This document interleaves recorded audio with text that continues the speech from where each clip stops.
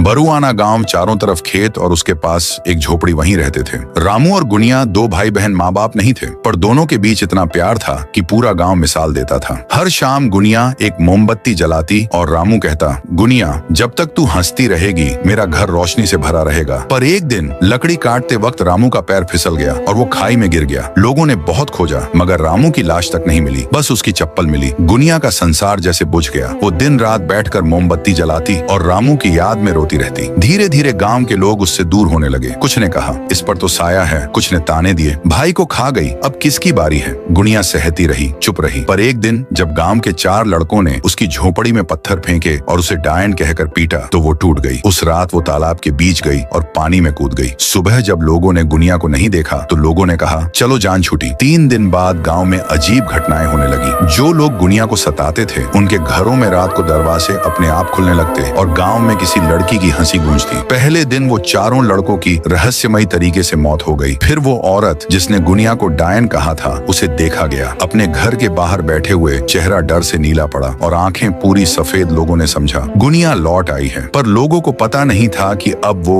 वही गुनिया नहीं रही। अब वो आत्मा बन चुकी थी जो अपने हर जुल्म का हिसाब लेने आई थी। रातों को गुनिया की झोपड़ी के पास अपने आप मोमबत्ती जलती मिलती। जो भी उस मोमबत्ती को बुझाने की कोशिश करता, मोमबत्ती तो नहीं बुझती लेकिन सुबह तक उसकी सांस बुझ जाती। गांव में आतंक फैल गया। हर रात किसी न किसी की मौत हो जाती थी जिससे हर कोई डर में जीने लगा। पर एक रात कुछ बदल गया। आसमान में बिजली गिरी और एक साया नीचे की तरफ आया और तभी किसी ने देखा कि ये रामू की आत्मा थी। रामू की आत्मा पहली बार लौट आई थी। उसने गुनिया से कहा, गुनिया बदला खत्म कर दे, अब सब माफ कर दे। गुनिया की आंखों में आंसू थे पर चेहरा क्रोध से जल रहा था। भैया इन्होंने मुझे ताने मारे, मुझे डायन कहकर पीटा और मुझे आत्महत्या करने पर मजबूर किया। अगर तू बदला लेती रही तो तू मुझसे कभी नहीं मिल पाएगी। गुनिया धीरे धीरे शांत हुई। ये देखकर गांव वालों ने भी अपनी गलती पर माफी मांगी। उसके बाद आसपास की हवा ठंडी होने लगी और तब रामू ने गांव वालों से कहा, अगर कभी भी तुम्हें हमारी जरूरत पड़े तो हमें बुलाना। तब से गांव रामू और गुनिया की याद में अमावस्या के दिन हर घर में एक मोमबत्ती जलाते हैं।